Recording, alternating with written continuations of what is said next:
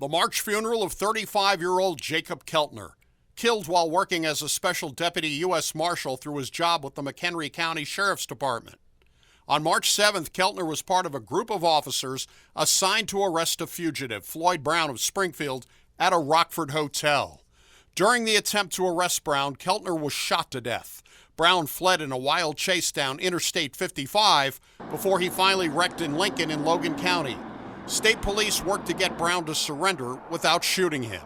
We took him into custody alive, and from our standpoint, that's a success. After a standoff lasting several hours, Brown was arrested and now faces federal murder charges. There were hints, as much as 8 years earlier, Brown would fight law enforcement if an attempt were made to arrest him, making threats while in custody in Decatur. Through the Freedom of Information Act, we have obtained 5 of Brown's calls that he made while an inmate in the Macon County Jail. In those calls, he complains about his lawyers and about police. With a prepaid call from the Macon County Jail. The unlawful search sees that they did to get in that house and they maced the damn dog.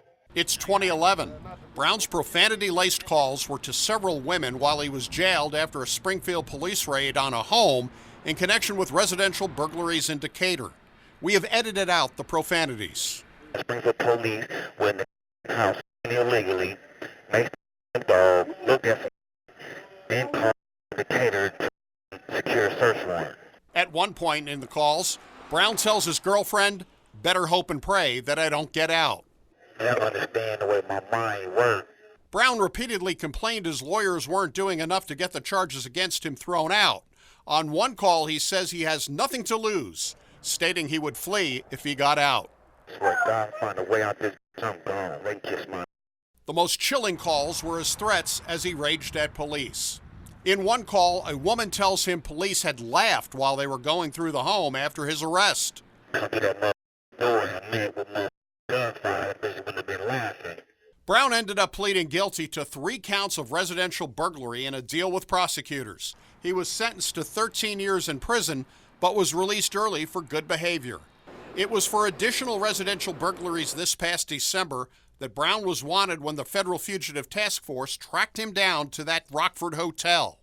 It's likely agents knew of his criminal past and threats aimed at police.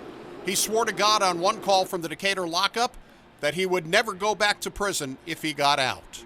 I'm not coming back, nigga. I promise you.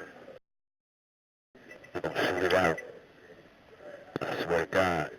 In recent weeks, the FBI got a warrant to obtain Brown's DNA after finding DNA on guns recovered from the hotel room in Brown's car.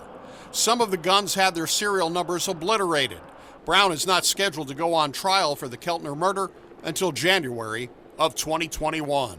For the I-Team in Decatur, Doug Wolfe, WAND News.